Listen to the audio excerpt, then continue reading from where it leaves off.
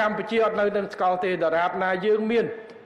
ស្ថិរភាពเป็นសន្តិភាពអត់វាយគ្នាអត់បំបែកគ្នាអត់កាប់ចាក់គ្នាទៀតយើងនឹងបន្តទៅមុខរួមសមិទ្ធផលជាមួយគ្នាកសាងសមិទ្ធផលបន្ថែមមិនថាសមិទ្ធផលថ្ងៃនេះឬសមិទ្ធផលថ្ងៃស្អែកឬម្សិលមិញយើងនឹងខិតខំបន្តកសាងទៀតដើម្បីបងប្អូនទាំងអស់កាន់តែល្អ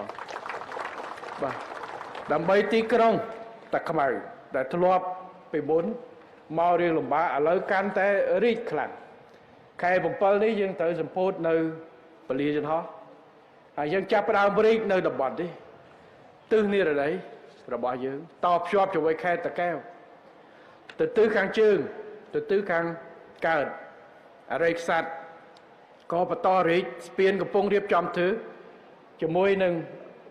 ស្ពានមិត្តភាពកម្ពុជាកូរ៉េដែលយើងតពីផ្សាររាត្រីចាក់ទៅកន្លែងសុខាហើយឈ្លាងទៅអរិយខ្សាត់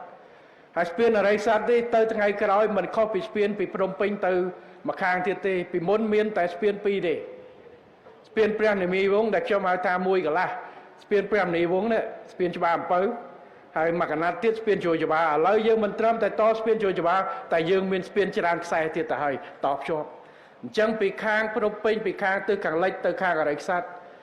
នឹងមានផែនការមិនត្រឹមតែផ្លូវមិនត្រឹមតែស្ពានមួយទេតែមានស្ពានបន្តបន្ទាប់សាធារណការទៀតហើយតែខ្ញុំអត់ប្រាប់ថានៅកន្លែងណាតែនឹងមានបន្ថែម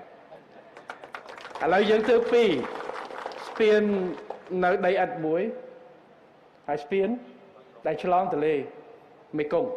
គលើមេគង្គក្រោមប៉ុន្តែទៅមុខនឹងមានទៀតបាទហើយកំពុងតែចរចាប្រឌិតមើលអាលទ្ធភាពមិនអាលើអាកាសមើលអាក្រោមអាចំណុចដីទៀតកំពុងសិក្សាបន្ថែមទៀតតែទោះជាយ៉ាងណាវាមិនសំខាន់អាលើអាក្រោមស្អីក៏បានដែរឲ្យតែបានសម្រាប់ប្រជាជនឆ្លងកាត់គ្រប់ពេលវេលាដោយមិនចាំបាច់ភ័យខ្លាចដគេបិទមានម៉ោងណាស្មើណាអាចឆ្លងទៅបាននេះហើយគឺជាអ្វីដែលយើងចង់បានឲ្យប្រជាពលរដ្ឋរបស់យើងបាទ